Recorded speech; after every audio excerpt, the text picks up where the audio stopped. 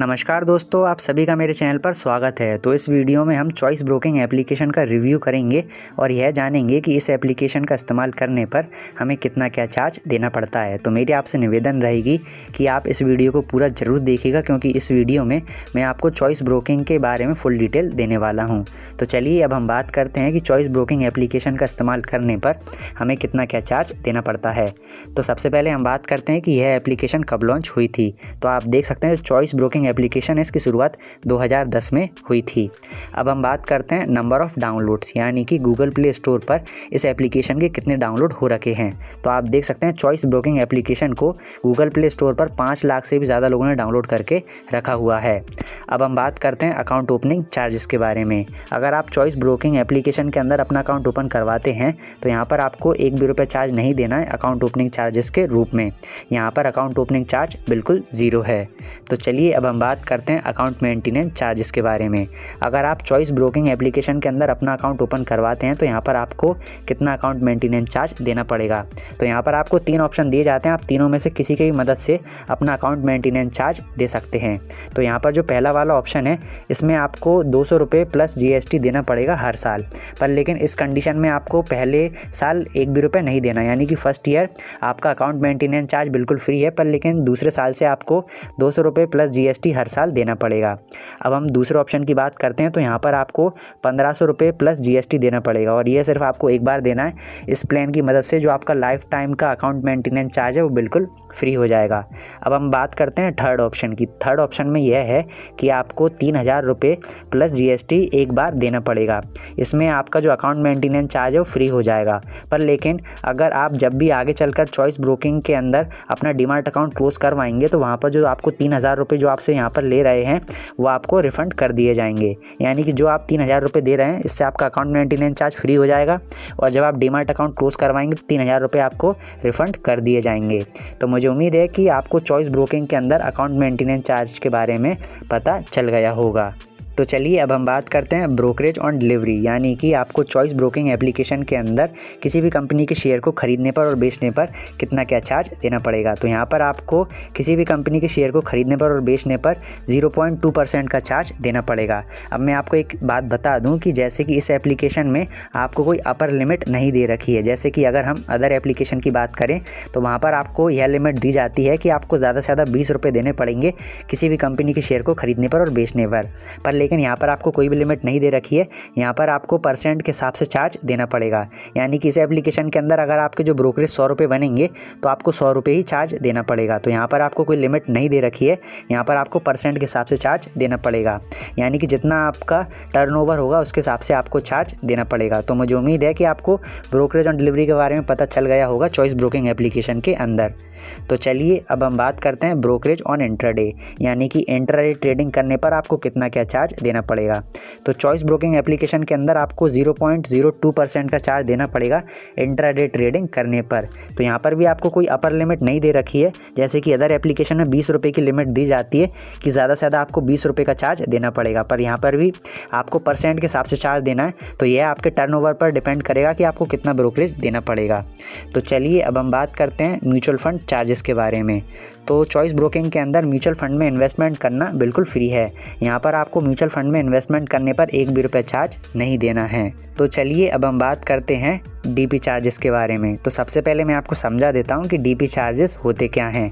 जब भी हम किसी भी कंपनी के शेयर को बेचते हैं तो हमें उन कंपनियों के शेयर को बेचने पर DP चार्जेस देना पड़ता है। जब भी हम किसी एक कंपनी के शेयर को एक दिन में सेल करते हैं तो हमें एक दिन में एक बार DP चार्ज देना पड़ता है। अगर हम उसी कंपनी के शेयर को अगले दिन सेल करेंगे तो हमें अलग DP चार्ज देना पड़ेगा अगले दिन सेल करने पर, यानी कि एक दिन में हमें एक बार DP चार्ज देना पड़ता है किसी भी एक कंपनी के शेयर को सेल करने पर। तो यहाँ पर जो चॉइस ब्रोकिंग है इसके अंदर जो DP चार्जेस हैं वो 10 रुपये प्लस GST हैं। तो मुझे उम्मीद है कि आपको DP चार्ज के बारे में पता चल गया होगा। अब हम बात करते हैं ऑप्शन ट्रेडिंग चार्जेस के बारे में। तो चॉइस ब्रोकिंग के अंदर जो ऑप्शन ट्रेडिंग चार्जेस हैं वो 25 रुपये पर ऑर्डर हैं, यानी कि आपको एक ऑर्डर के 25 रुपये देने पड़ेंगे। तो यहाँ पर जो ऑप्शन ट्रेडिंग के चार्जेस हैं वो 5 रुपये ज़्यादा हैं बाकी एप्लीकेशन की तुलना में। तो मुझे उम्मीद है कि आपको ऑप्शन ट्रेडिंग चार्जेस के बारे में पता चल गया होगा। अब हम बात करते हैं ऑटो स्क्रॉप चार्जेस के बारे में। तो सबसे सबसे पहले मैं आपको समझा देता हूँ कि ऑटो स्कोर ऑफ चार्जेस होते क्या हैं। जब भी हम इंट्राडे ट्रेडिंग करते हैं तो उसमें हमें किसी भी कंपनी के शेयर को एक ही दिन में खरीदकर उसी दिन बेचना पड़ता है।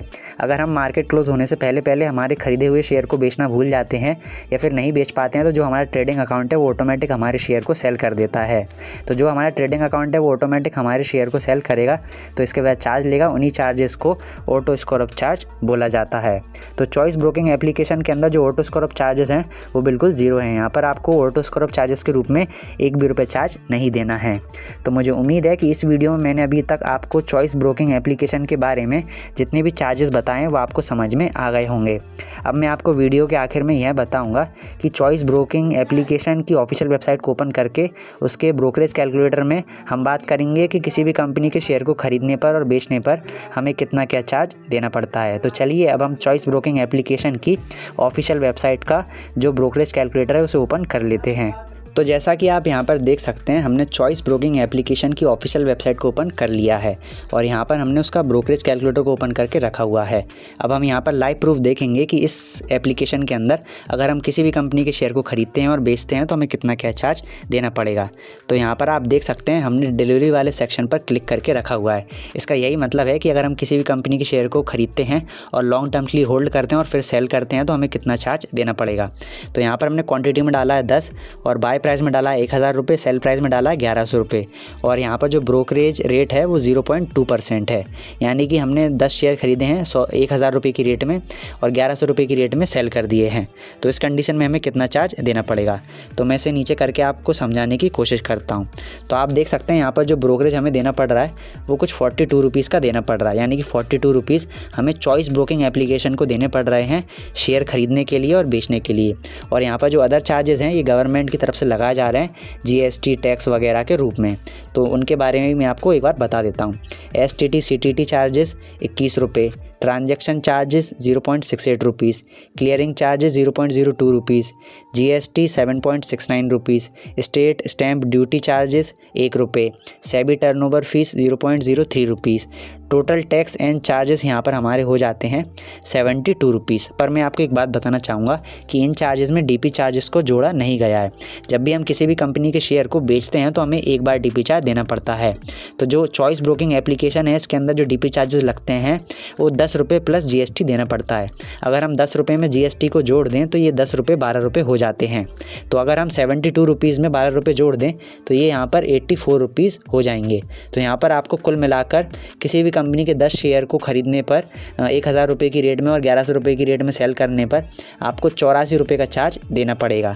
पर लेकिन इस एप्लीकेशन की मैं आपको एक बात बता दूं जो कि नुकसानदायक है कि अगर आप यहाँ पर बड़ी अमाउंट में ट्रेडिंग करते हैं यानी कि शेयर को खरीदते हैं और बेचते हैं तो इस कंडीशन में आपको ज़्यादा चार्ज देना पड़ सकता है, क्योंकि यहाँ पर आपको कोई मैक्सिमम लिमिट नहीं दे रखी है, क्योंकि यहाँ पर आपको परसेंट के हिसाब से ब्रोकरेज देना पड़ता है। अब मान लीजिए कि हम 10 शेयर खरीद रहे हैं और उनकी जो रेट है वो 1000 रुपये की जगह 10,000 रुपये है, तो हम इसे 10,000 रुपये कर देते हैं और इसे 11,000 रुपये कर देते हैं। तो यहाँ पर अगर हम इसका जो ब्रोकरेज कैलकुलेटर में देखेंगे तो यहाँ पर जो हमारा ब्रोकरेज आएगा वो कुछ 420 रुपये का आएगा। पर लेकिन अदर एप्लीकेशन में आपसे पर ऑर्डर 20 रुपये लिए जाते हैं, तो बेचने के 20 रुपये और ख़रीदने के 20 रुपये, तो 40 रुपये हो जाएंगे। पर लेकिन यहाँ पर जो ब्रोकरेज है वो 420 रुपये हो रहा है। तो अगर आप किसी भी कंपनी के शेयर को ख़रीदना चाहते हैं और बेचना चाहते हैं तो यह एप्लीकेशन आपके लिए बिल्कुल भी सही नहीं है।